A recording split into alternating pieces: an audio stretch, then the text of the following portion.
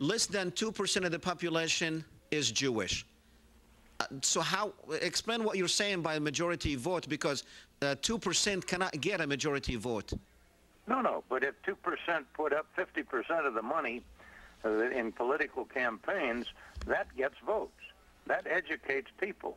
People read the ads, they listen to what people are saying, what the politicians are saying, and the vote is accordingly. You have a very small percentage of people in the Jewish community in the United States, maybe 2%. I think you may have as many as 6% of the American public as Muslim. But the Muslim population has not participated in political campaigns. They don't vote. They don't register to vote. They keep their women out of the political action arena, and women are very powerful. They do much of the political gut work that gets people elected. Okay. Now, sir, are you saying that our political system is for sale to the highest bidder? Yes. Is that what kind of democracy do we have? Is that how it's supposed to work? Well, it's not how it's supposed to work, but politics is the work of the reality. There's a very famous, what was that movie? It's The Art of the Possible, I think it was, that that fellow, Evita's husband down in Argentina said. And politicians are elected. Americans don't necessarily consider being involved in politics as an honorable thing. It's hard to get good people to run for public office.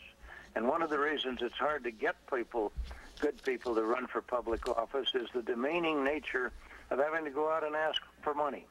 And you can't get elected without money, because the money is what gives you name recognition. Name recognition is what gets you elected. Therefore, to get elected, you have to get money.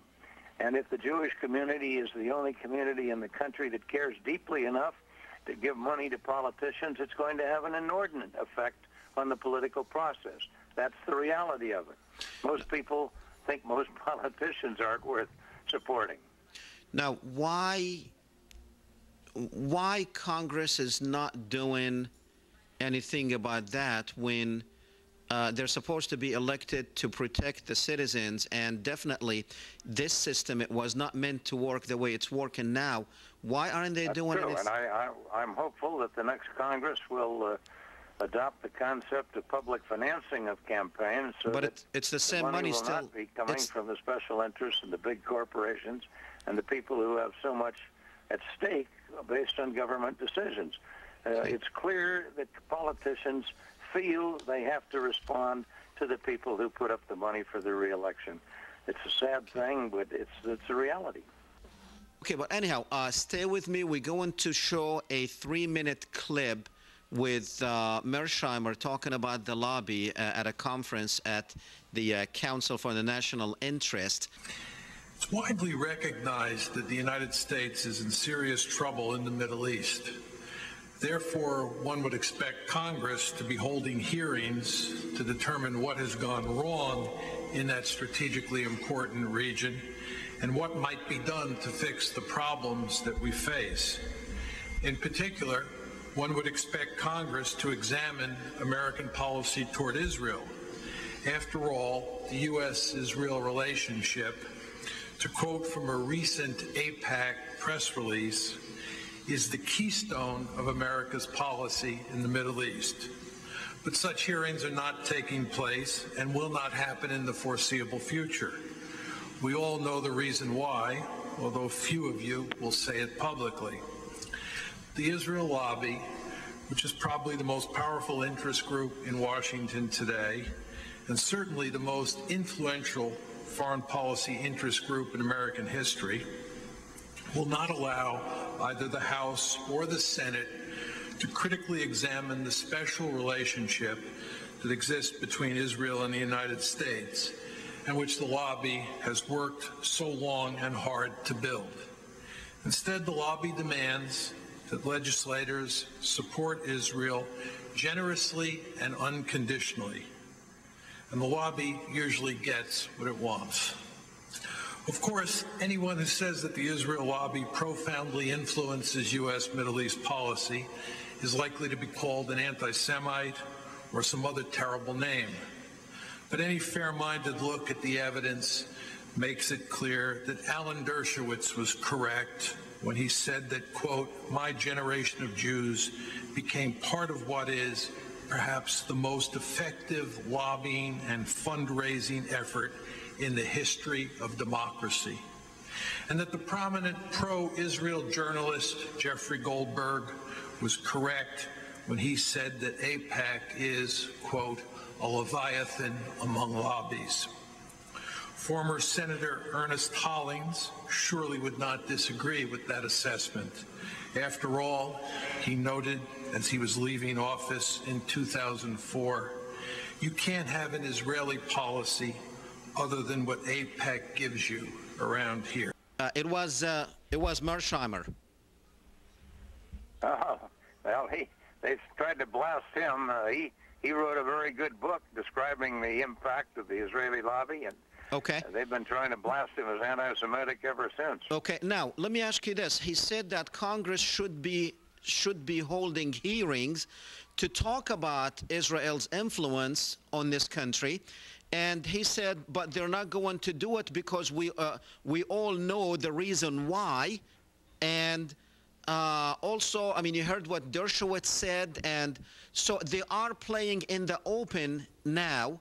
And because of these policies, the United States attacked Iraq.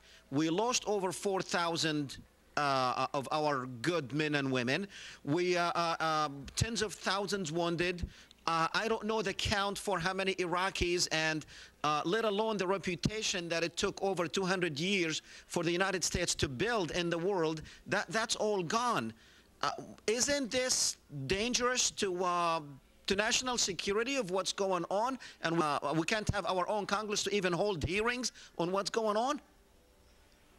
I agree with you, and I agree with Mersheimer. We should, and Congress should do it, and you have to hope that one day there will be a chairman of the Foreign Affairs Committee in the House and Senate who will do that, hold the hearings. But sir, the way you described it and the way Mersheimer described it, it is not going to take place through the ballot box. It is not working. The ballot box is not working. It's getting worse.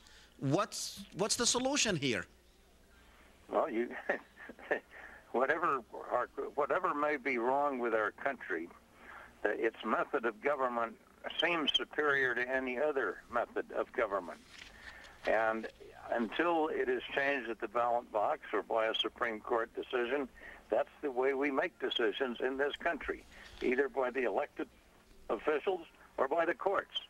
And it may not be to anyone's liking, but it is a lot better to make decisions at the ballot box or up in the court than at the point of the bayonet. But they are. And now I have served in tell me how it works. Armed services for many years, and I can tell you that wars don't settle much. We're talking about today in 2008. Wouldn't you agree that most candidates, they want to please AIPAC? Yes, of course. Okay. They don't want to. They don't want to have AIPAC throw in $100,000 against them in the last days of the campaign. I remember a friend named Ed Shaw, who was running for the Senate. He would have beaten Alan Cranston. I've forgotten, back in the 1970s or 80s, he would have beaten Cranston. But AIPAC and the Jewish community put a whole lot of money at the end of the campaign in favor of a third candidate who got just enough votes to keep Cranston in the Senate. And, of course, Cranston was very much a favorite of AIPAC. Okay. Now, but sir, tonight you and I, we have established that money can buy the best government. You know, basically, money is what's driving politics in Washington, and it's that same money. It did not change. Maybe we can change to the Democratic Party, and maybe we'll have a Democratic president and Democratic congressman, but it's the same money that brought them there. It's the same money that's been used on both parties. How do you explain that? Well, as I've said, all you have to do is accept the reality. It's my hope that the public will speak out and that Congress will enact a change and limit lobbying money and finance publicly the elections of congressmen, as we started to do with the president back in 1974 after the corruption of Congress and the presidency by money in those days.